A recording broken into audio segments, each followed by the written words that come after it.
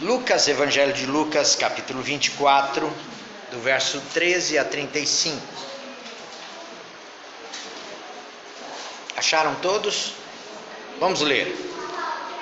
Naquele mesmo dia, 2 deles estavam de caminho para uma aldeia chamada Emaús, distante de Jerusalém 60 estádios, 12 quilômetros. Iam conversando a respeito de todas as coisas sucedidas. Aconteceu que, enquanto conversavam e discutiam, o próprio Jesus se aproximou e ia com eles. Os seus olhos, porém, estavam como que impedidos de o reconhecer. Então lhes perguntou Jesus: que é isso que vos preocupa e de que ides tratando à medida que caminhais? E eles pararam entristecidos. Um, porém, chamado Cleopas, respondeu, dizendo: és o único, porventura, que, tendo estado em Jerusalém, ignoras as ocorrências destes últimos dias? Ele lhes perguntou: quais? E explicaram o que aconteceu a Jesus, o Nazareno, que era varão profeta, poderoso em obras e palavras diante de Deus e de todo o povo, e como os principais sacerdotes e as nossas autoridades o entregaram para ser condenado à morte, o crucificaram. Ora, nós esperávamos que fosse ele quem havia de redimir a Israel, mas depois de tudo isto, é já este o 3º dia desde que tais coisas sucederam. É verdade também que algumas mulheres das que conosco estavam nos surpreenderam, tendo ido de madrugada ao túmulo, e não achando o corpo de Jesus, voltaram dizendo terem tido uma visão de anjos, os quais afirmam que ele vive. De fato, alguns dos nossos foram ao sepulcro e verificaram a exatidão do que disseram as mulheres, mas não o viram. Então lhes disse Jesus: ó nécios e tardos de coração para crer tudo o que os profetas disseram. Porventura, não convinha que o Cristo padecesse e entrasse na sua glória? E começando por Moisés, discorrendo por todos os profetas, expunha-lhes o que a seu respeito constava em todas as Escrituras. Quando se aproximavam da aldeia para onde iam, fez ele menção de passar adiante. Mas eles o constrangeram, dizendo: fica conosco, porque é tarde, e o dia já declina. E entrou para ficar com eles.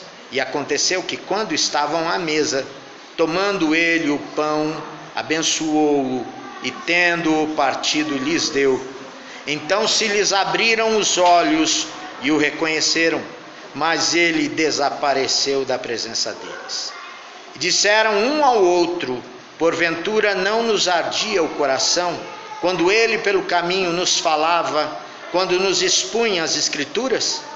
E na mesma hora, levantando-se, voltaram para Jerusalém, onde acharam reunidos os 11 e outros com eles, os quais diziam: o Senhor ressuscitou e já apareceu a Simão. Então os 2 contaram o que lhes acontecera no caminho e como fora por eles reconhecido no partir do pão. Amém? Amém. Vamos orar. Paizinho querido, Deus amado, Deus de misericórdia, envia o teu Espírito e ilumina-nos neste instante. Desata, Senhor, a nossa visão, abre a nossa mente, o nosso coração, para vermos para além da letra, vermos assim a tua vontade, o teu querer sobre as nossas vidas. É o que nós te pedimos, com perdão dos nossos pecados, em nome de Jesus. Amém. Amados, vejam só, esse texto é dos textos mais lindos das Sagradas Escrituras. Nós estamos refletindo nesses últimos dias sobre a ressurreição do Senhor Jesus, e esse é um dos textos mais apaixonantes. Não é à toa que Lucas dedica a ele um capítulo quase que inteiro, né?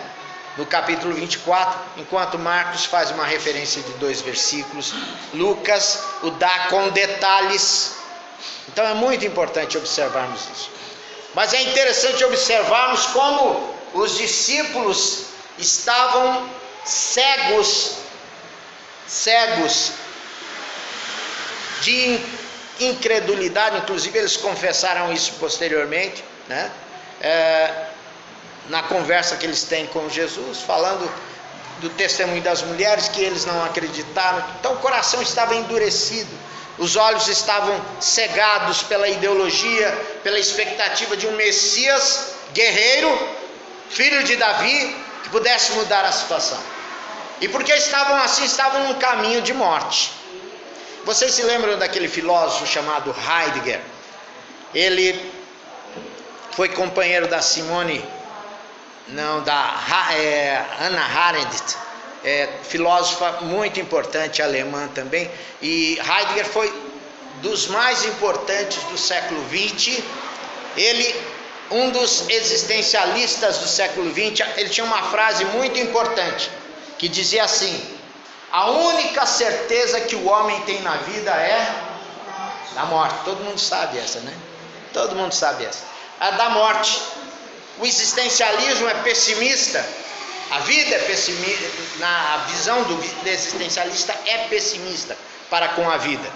Mas é interessante que ao mesmo tempo, nessa época da Segunda Guerra, Heidegger se identificava com o fascismo, com o nazismo alemão, com Hitler, né?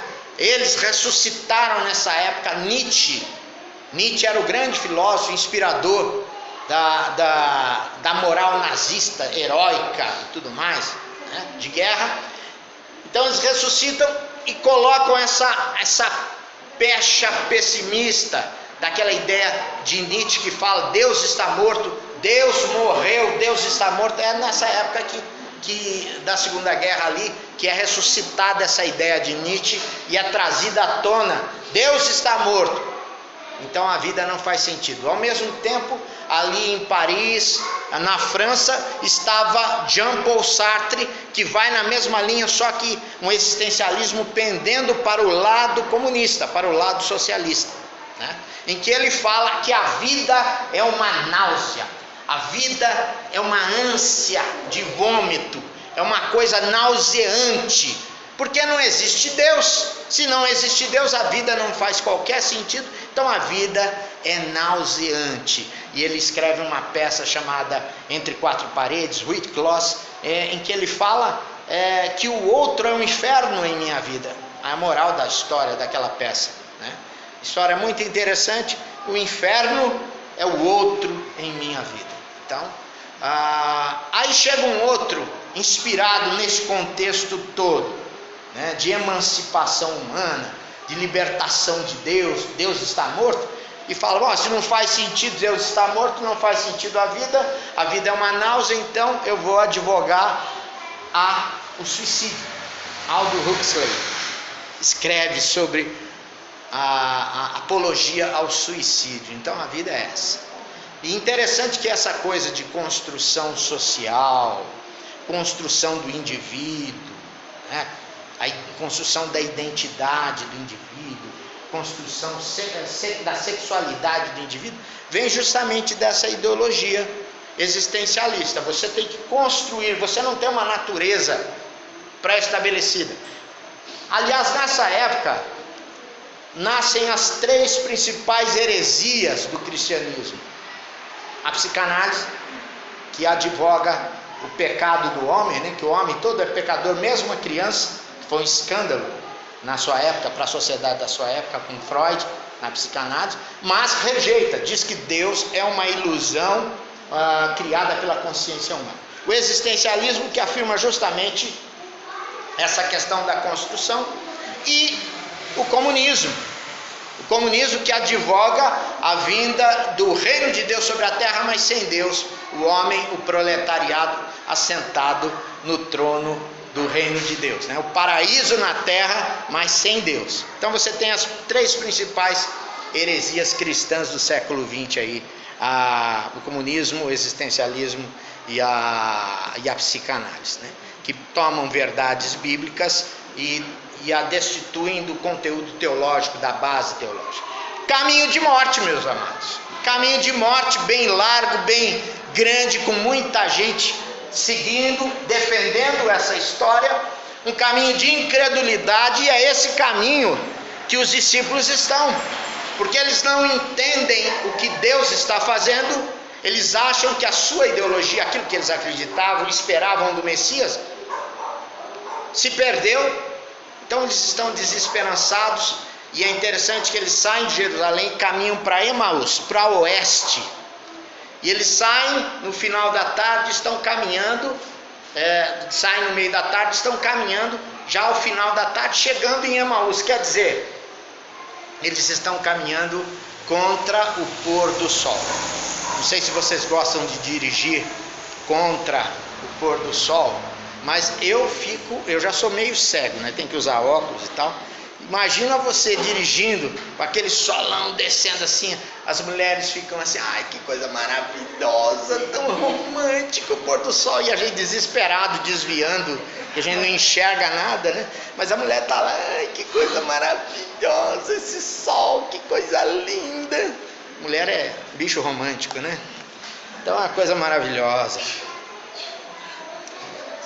Mas eles estão num caminho de morte, caminho de incredulidade, indo para o ocaso. O ocaso é o poente, o sol. O ocaso é o final do dia, o ocaso do dia. É uma metáfora do final da vida. Aquela nostalgia, né? A gente puxa a cadeira no final para a varanda, para ver o sol, bate aquela nostalgia, aquela saudade, né? É fim de vida. Isso aí é fim de vida, viu, amados? Fim de vida. O caso é metáfora de morte. O cristão não caminha para uma noite de escuridão. O cristão caminha para um amanhecer de uma alvorada eterna. Amém? Amém. Então é isso. Mas eles estão caminhando para a morte, caminhando por causa da incredulidade dos seus corações. Assumiram aquela incredulidade de forma muito honesta e desesperadora. Por isso estão nesse caminho de morte. Mas uma coisa é interessante: 12 quilômetros de Jerusalém, 60 estádios, iam conversando a respeito de todas essas coisas, e Jesus entra na história deles, entra no caminho deles. Estão conversando, papeando, Jesus se junta a eles e: ué, mas o que vocês estão conversando aí? Que coisas são essas que vocês estão conversando? Aí eles começam a falar: mas espera aí, o senhor está vindo de Jerusalém e o senhor é a única pessoa que passou lá por Jerusalém, esteve em Jerusalém, e não sabe do que aconteceu nesses últimos dias? Nesses 4, 5 últimos dias, esses 3 últimos dias? Será possível uma coisa dessa? E o Cleopas parou, sim, entristecido e meio que indignado, né? Cobrou isso desse companheiro de caminhada, que na verdade era Jesus, se manifestando. Olha para ele, mas não enxerga Jesus. Interessante é isso, não enxerga Jesus, não percebe Jesus. Agora eu vou lhe dizer uma coisa, vocês talvez não saibam: Cleopas era tio de Jesus. O dia que meu tio não me reconhecer, fica complicado, não fica? Tá mal, tá gagá, né? Pois o Cleopas, e a tradução diz que, o texto diz que é Cleopas, e o que está acompanhando ele é o filho dele, Simeão, que se tornou posteriormente líder da igreja em Jerusalém. Mas ao final do século I ele se tornou um líder, bispo de Jerusalém. Então uma coisa interessante: tio e primo de Jesus e não reconhecem Jesus. Olha só que coisa interessante. E eles falam, aí Jesus pergunta: olha, quais coisas, né? Aí eles falam de Jesus, homem profeta, homem poderoso, homem de Deus e tal, que fez isso em obras, em ensino e tudo mais e tal, e agora foi crucificado pelas autoridades de Jerusalém, do templo, pelas mãos dos romanos. E é certo que a gente até ouviu um rumor hoje de manhã, de madrugada, as mulheres teriam ido lá no túmulo, encontraram o túmulo vazio, disseram que tiveram uma visão de anjos, e os anjos disseram: ele não está aqui, porque ele está vivo, ele ressuscitou. E de fato alguns dos nossos companheiros foram até o túmulo e viram que ele não estava lá, mas ninguém o viu até agora. Então os caras confessam a incredulidade, que eles estão voltando para casa, deixando o seu lugar tenente, o seu lugar onde Jesus os deixara para que eles... Porque Jerusalém é o lugar onde a cruz de Jesus se estabeleceu. É o ponto zero da vida cristã. Jerusalém, subir para Jerusalém é sinônimo de discipulado. Subir para Jerusalém é sinônimo de quem quer negar-se a si mesmo e tomar a cruz após Jesus, porque em Jerusalém Jesus vai encontrar cruz. Mas ele precisava, como ele disse, precisava sofrer para entrar na sua glória. Nós também precisamos tomar a nossa cruz para entrarmos na glória de Cristo. Esse é o caminho do discipulado. Negue-se a si mesmo, tome a sua cruz. Então, uma coisa interessante, que Jesus fala tudo isso e ele dá sentido à história de uma tragédia, porque Deus é o único que pode transformar aquilo que é a nossa tragédia, a tragédia na nossa vida, na história da nossa vida, uma tragédia, transformar em bênção. Ele, Deus, transforma em bênção a tragédia da morte do seu filho, o ressuscita e o abençoa e o glorifica e o coloca à sua destra para nos abençoar a todos, abençoar até aqueles que o crucificaram, para que esse universo não se desfizesse. Pelo sangue da sua cruz, esse universo tivesse mais um dia de vida, mais uma chance de vida, de reconhecer Jesus Cristo como o caminho, a verdade e a vida, que nos leva até o Pai. Então, Jesus é o único, ele dá sentido à história dos caras, e os caras ficam lá, né? Essa tragédia, Jesus fala de glória, de bênção, de plano de Deus, de propósito de Deus. E assim nós lembramos da história de José. Você se lembra? José passou pelo menos 15 anos da sua vida sofrendo. Começou a partir dos seus irmãos, que o jogaram num poço, depois o venderam para os comerciantes do deserto, que venderam José como escravo lá para o Egito. Mas um dia, quando José já era primeiro-ministro lá do Egito, Jacó já tinha morrido, seus irmãos estavam com todas as suas famílias lá na terra. Os irmãos ficaram preocupados: nosso pai morreu, enterramos o nosso pai, José vai agora se vingar de nós.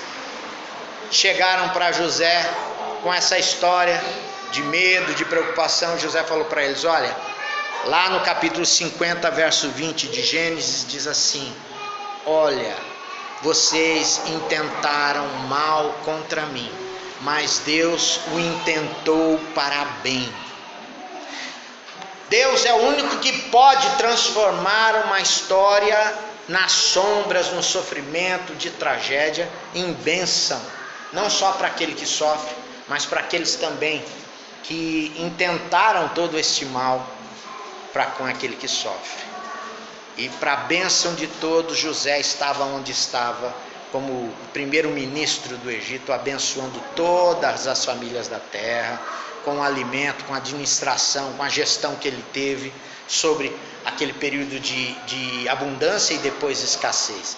Então Jesus a mesma coisa, ele sofreu, mas ele entrou na glória. A nossa história também, não despreze o tempo de sofrimento. É sinal de que Deus te ama e Deus está nos provando, e Ele vai transformar isso em bênção na nossa vida. Então não despreze isso de forma alguma. Jesus dá sentido a uma história trágica. Terceira coisa, queridos, Jesus está falando com eles, aí chegou Emaús. Jesus faz que vai passar adiante. Jesus é cortês. Jesus não se convida. Jesus não se impõe, não bota o pé na porta querendo entrar. Ele fala: olha, eu estou indo para, fiquem com Deus e tal. Ele fala: não, fica conosco, Senhor, porque já é tarde, o dia declina. Aquela canção que a gente já cantou do Volô muito tempo atrás, né? Fica conosco, Senhor. Jesus é cortês, ele não força para entrar. Apocalipse diz que ele está à porta e bate. Se alguém ouvir a minha voz, eu entrarei e cearei com ele e ele comigo. Jesus está falando para a igreja no Apocalipse. Eis que estou à porta. Parece que Jesus está do lado de fora da igreja. Parece que Jesus está do lado de fora das portas da igreja. Quem sabe do lado de fora do coração da igreja. E ele bate a porta. Se você abrir a porta, ele vai entrar. Mas ele não mete o pé na porta. Ele não se impõe. E os discípulos o convidam, o chamam para entrar. Sem saber quem era. Não estavam reconhecendo. Devia ser o sol, né? Hoje, em Marcos diz que Jesus estava numa forma diferente. Olha só que curioso, né? Uma forma diferente. Talvez Marcos disse isso. Aqui eles estão indo para o ocaso. Entra a escuridão da noite, eles estão chegando em Emaús. Mas Jesus não mete o pé na porta. E quando eles entram para descansar e para se refestelar, ter um momento de refrigério, de refeição, que era costume. Curioso, Jesus não é o anfitrião, não é o dono da casa. A casa é de Cleopas, né? Mas Jesus toma o pão e dá graças.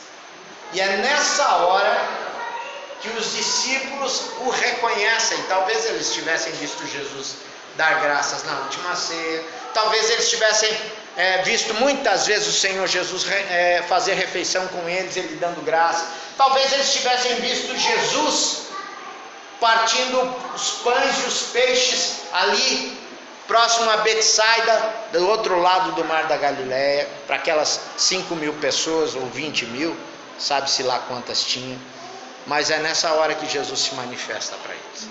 E isso nos ensina também que Jesus não só se manifesta no culto de ceia. Hoje em dia eu acho uma coisa engraçada. Dia de ceia na igreja, está cheio de gente. O culto de ceia é o mais importante, gente. Era para ser todo culto a partir do pão. A igreja se reunia de casa em casa a partir do pão. Todos partiam o pão, cultuavam o Senhor com a refeição. Crente come demais. Sempre foi assim, desde o princípio da igreja primitiva, porque eles partiam do pão, né? Então todo culto devia ser assim, mas nós instituímos para não ficar uma coisa assim muito comum, mas devia ser parte fervorosa, todos os nossos cultos, nesse sentido de comunhão com Cristo, Cristo presente. É isso, a gente o invoca, a gente participa do corpo e do seu sangue, a gente renova isso todas as vezes que a gente ora, que a gente busca o Senhor. Então, a partir do pão, Jesus se manifesta não só no dia, na ceia, Jesus se manifesta na hora do almoço em casa, quando a gente reúne com os filhos e ora e agradece o pão. Nós estamos partindo o pão da mesma forma, estamos ministrando, estamos abençoando a nossa família, entre amigos. Onde você estiver partindo o pão, é um momento de ação de graças, de Eucaristia, de gratidão a Deus. Então Jesus se manifesta ali no partir do pão. E aí é interessante que não dá tempo nem de dar um abraço, né? Ele se manifesta, os olhos dele se abrem, e aí pega, não pegou, né? Jesus sumiu na frente deles. Que vontade de dar um abraço em Jesus. E Cleopas deve ter falado assim, aquele meu sobrinho preferido, né? Foi-se embora, mas Jesus estava vivo. A alegria era tão grande no coração desses homens, que eles não tiveram outra coisa a fazer, e a não ser isso, no verso 31, então se lhes abriram os olhos e o reconheceram, mas ele desapareceu da presença deles. Eu vejo que muitas vezes nós estamos caminhando com Jesus um tempão, mas a gente não consegue reconhecer que Jesus está ao nosso lado, nos abençoando, falando conosco, porque nós estamos tomados de uma cegueira espiritual, que não é Deus que impõe a nós, mas é a nossa condição de coração ideológica, ideias que abraçamos. Então, para a gente se relacionar com Deus, a gente tem que estar com a mente aberta, deixar o Senhor falar, pedir, insistir, que Ele nos alivie, nos coloque um colírio abençoado nos olhos, colírio do Espírito Santo, para a gente ver a sua vontade. Não considerar muito aquilo que a gente tem como ideia na cabeça, mas esperar do Espírito Santo a sua iluminação. Então, uma coisa muito importante, queridos, a alegria transbordante toma conta do coração deles, né? Porventura não nos ardia o coração quando ele pelo caminho nos falava, quando nos expunha as Escrituras, e na mesma hora, levantando-se, voltaram para Jerusalém à noite, meteram o pé na noite, onde acharam reunidos os 11 e outros com eles, e foram lá compartilhar e disseram: olha, o Senhor Jesus se manifestou para nós, Ele estava, coisa maravilhosa. Aí o pessoal falou: ele já apareceu para Pedro também, né? Já apareceu. Então todo mundo está já confiante, considerando e acreditando que quando Jesus apareceu para os discípulos, ele deu uma carraspana no pessoal. Vocês são dureza de coração, incredulidade, não sejam incrédulos, mas crentes, disse para Dídimo, Tomé, né? Agora, o lindo de tudo isso é que fica uma lição maravilhosa, que nos é comum a todos os cristãos de todos os tempos, essa ideia: Jesus cruzou o nosso caminho e mudou o rumo da nossa história. Vamos repetir? Jesus cruzou o nosso caminho e mudou o rumo da nossa história. E é isso que acontece quando Jesus nos visita.